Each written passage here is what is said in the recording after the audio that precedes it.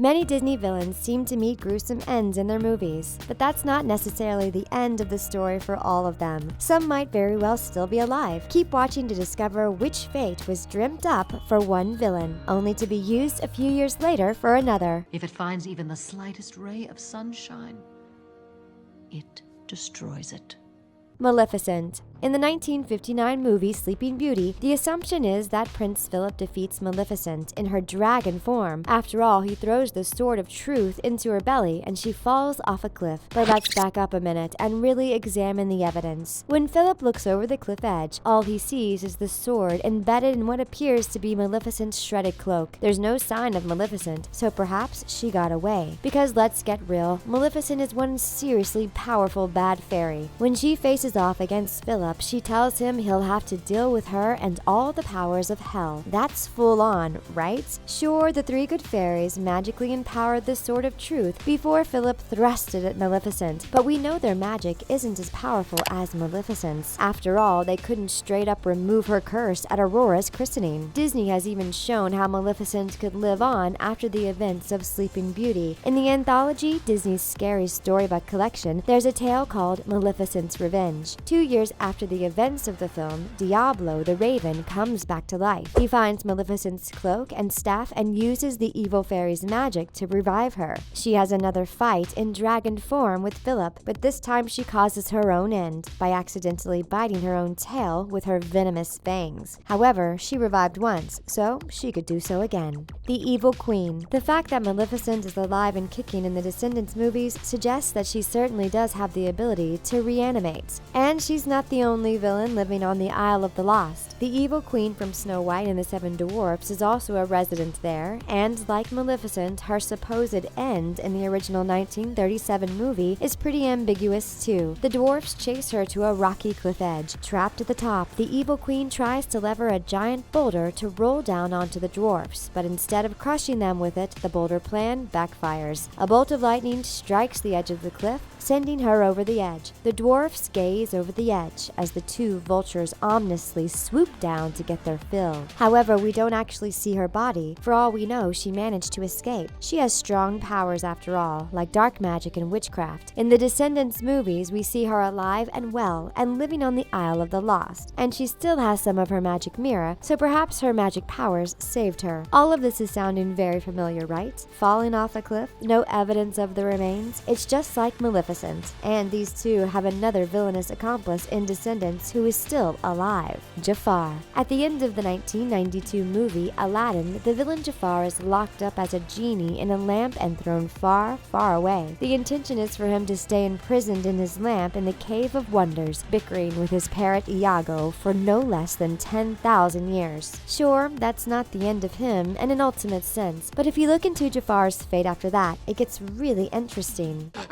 I love the way your foul little mind works. In the sequel, The Return of Jafar, we seemingly witness Jafar's ultimate end. Iago eventually turns against his former master and kicks Jafar's lamp into a lava lake. We watch as the lamp melts and Jafar is electrocuted before imploding into a cloud of dust and sparks. That seems like a pretty definite end, but does this really destroy him for good? Oh no, it doesn't. The god of the underworld, Hades, later revives Jafar in an episode of the Hercules animated series TV spin-off. Thanks to Hades enchanting Jafar's snake staff, Jafar transforms into a living man again. He has sorcerer powers and is essentially immortal as long as he has his staff. However, Aladdin and Hercules defeat Jafar in the underworld. After Hercules breaks Jafar's staff, the villain gets sealed in the river Styx. But given that he's come back to life before, it's easy to see how Jafar could still be alive, and he is on the Isle of the Lost in Descendants as Jay's dad. Ursula. Ursula is another villain that is alive and kicking in the Descendants franchise. In the second movie, Ursula makes a cameo appearance. She owns Ursula's fish and chips on the Isle of the Lost, and we see her slap one of her arms on the pirate gang, ordering them to be quiet and wash the dishes. But what about her original fate? It would seem that Ursula was defeated once and for all when Eric's ship impaled her body in the 1989 movie The Little Mermaid. To add insult to the injury, there was also a lightning strike strike that electrocuted her body, but we mustn't forget that the sea witch is part octopus, and if we look into the powers of a real octopus, we discover that Ursula's fate might not be that cut and dry. These amazing creatures can regenerate limbs and tissue when something is severed. They also have 3 hearts, so perhaps Ursula was able to regenerate underwater and live on. Shanyu. In the 1998 movie Mulan, Shanyu seems to succumb to a spectacular demise when Mulan battles him on the Emperor's palace rooftop. After Mulan pins him to the roof with his own sword, Mushu launches a rocket at him. The villain is then propelled into a tower full of fireworks. We assume he meets his fate in the explosion, but we don't actually see this occur, and there's an intriguing reason why he might have survived. Sure, he has superhuman strength and endurance, but he also has a spiritual element too. There's a deleted scene where Shanyu watches the action through the eyes of his falcon. The director, Tony Bancroft, explained they had the idea of Shanyu being a spiritual character that could see through the falcon's eyes. However, they scrapped the idea as they needed to focus on developing the character of Mulan instead. Perhaps Shanyu was able to use falcon power to escape the explosion. Dragon,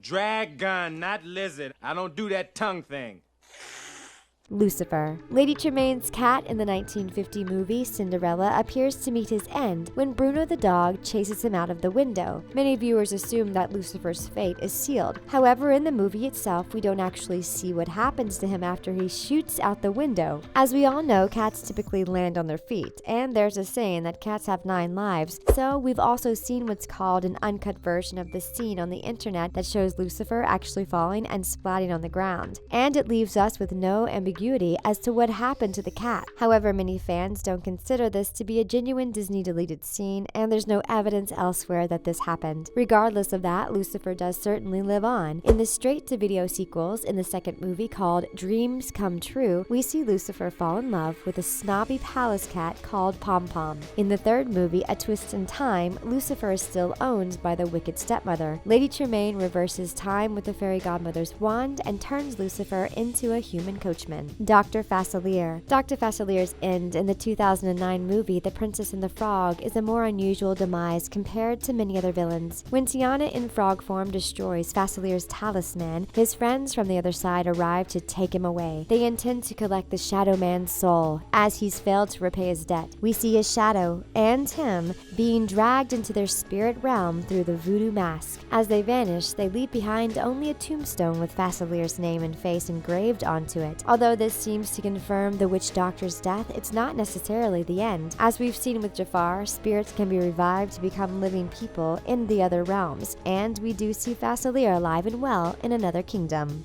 Facilier exists in the Descendants world, although he's not seen in the first 2 movies. Instead, he's a character in the prequel novel called Isle of the Lost. He's the headmaster of the island's school, Dragon Hall. There, he attempts to teach the younger generation how to take over the world when their powers get restored. We also see his daughter, Freddie Facilier, in the animated short from series Descendants Wicked World. So, he certainly lives on. Mother Gothel. Mother Gothel also is featured in the Descendants prequel novel. She's one of the villains brought to life on the Isle of the Lost. In that world, she has a daughter called Jenny Gothel, and she teaches Selfishness 101 at Dragon Hall School. Of course, in the 2010 movie Tangled, we see Mother Gothel fall from the tower to her end. However, unlike many other villains that are seemingly destroyed by a fall, that's not the case for Gothel. It seems like it was extreme old age that caused her demise. By the time she reaches the ground, her cloak is actually almost empty, and when it makes contact with the grass, a small puff of dust is all that's left. Now, most of us would assume that was the end of her. After all, when Flynn cut Rapunzel's hair with a shard of glass from the broken mirror, it destroyed the power of her hair, and that results in Mother Gothel rapidly aging in front of our very eyes. Her skin wrinkles and her hair turns white, but none of us actually know what would happen in this kind of situation. Would her body really wither away entirely, or might she have escaped somehow? I brought back parsnips. I'm going to make hazelnut soup for dinner. Your favorite. Surprise! Gaston. Most Beauty and the Beast fans probably assume that Gaston got his due at the end of the 1991 animated movie. After all, we see him plummet from the top of Beast's castle after he loses his footing on the rain-soaked balcony edge. Eagle-eyed viewers will have even seen skulls flash in Gaston's eyes as he falls hundreds of feet down. However, like Maleficent and the evil queen before him, we never actually see see Gaston's body, and the massive ravine he's heading towards has water flowing through it. Sure, it's unlikely that anyone would survive that, but it's not impossible. As we've seen in Mulan 2, Shang falls from a great height into a water ravine, and everyone assumes the worst, but he survives, and much is made of Gaston's strength in Beauty and the Beast, so if anyone can beat the odds, it's him. Even the actor who provided Gaston's voice, Richard White, believes Gaston survived. White reckons Gaston merely got a nasty bump after his bad fall. There was also a different version of Gaston's demise in an earlier script, but that was used for a different villain in the end. Scar. Scar also meets his apparent fate by falling off a cliff in The Lion King. It's fascinating to discover that Scar's scene was inspired by a rejected option for Gaston's end. In one of the earliest scripts, Gaston and Beast were made to battle in a forest. Belle would strike Gaston from behind with a rock, causing him to fall off a cliff. Although Gaston would survive the fall, he would then see the wolves that attacked Maurice and Belle earlier, and they would delve into him. However, the idea was rejected because the writers thought it was too gruesome, but they obviously didn't want to scrap the idea altogether, as a slightly altered version popped up a few years later in the 1994 movie The Lion King, only with hyenas instead of wolves. Simba hurls Scar off the edge of Pride Rock, and then the bitter hyenas go in on him. However, we only see them leap on him in the shadows created by the fire. Sure, it does look like it's curtains for Scar. If the hyenas didn't finish him off, then the fire probably would have. There was an alternate ending for Scar too, which involved him being consumed by flames, but Disney ultimately rejected it as they thought it was too graphic. That's pretty ironic, given that they eventually chose an ending that they thought was too scary to use for Gaston's demise. So, that's a wrap on 10 Disney villains who could still be alive. Who do you think survived their apparent end? And which is your favorite of all the Disney villains? Be sure to let us know in the comments. Thanks for watching. Make sure to subscribe to The Things for more videos like this one. We'll see you next time.